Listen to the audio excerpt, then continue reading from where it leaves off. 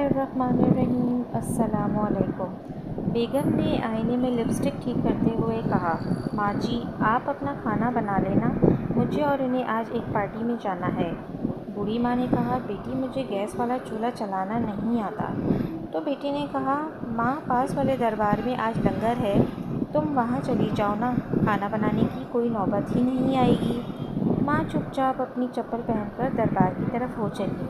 ये सारा वाक़या उनका 10 साल का बेटा सुन रहा था। पार्टी में जाते वक्त रास्ते में उसने अपने पापा से कहा, पापा मैं जब बड़ा आदमी बन जाऊंगा ना, तब मैं भी अपना घर इसी दरबार के पास ही बनाऊंगा। माँ ने उसकी वजह पूछी, क्यों बेटा? तो उसने जो जवाब दिया, उससे सुनकर उसके माँ और बाप का सर शर्म से नीचे झुक गया, जो अपनी माँ को दरबार में छोड़ आए थे।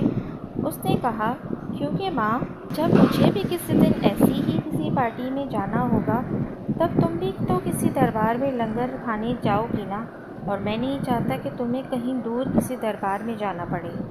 पत्थर तब तक सलामत है जब तक वो पहाड़ से मुंसलिक है, पता तब तक सलामत है जब तक वो दरख्त से मुंसलिक है, इंसान उस वक्त तक सलामत है जब तक वो ख़ानदान से मुंसलिक है, क्योंकि ख़ानदान से अलग होकर आज़ादी तो मिल जाती है।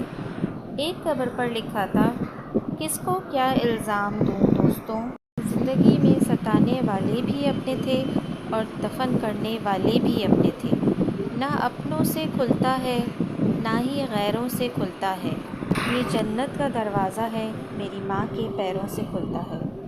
जज़ाकल्लाह। अगर आपको मेरी ये वीडियो पसंद आई है तो प्लीज़ मेरे चैनल को सब्सक्राइब करना ना भूलिएगा।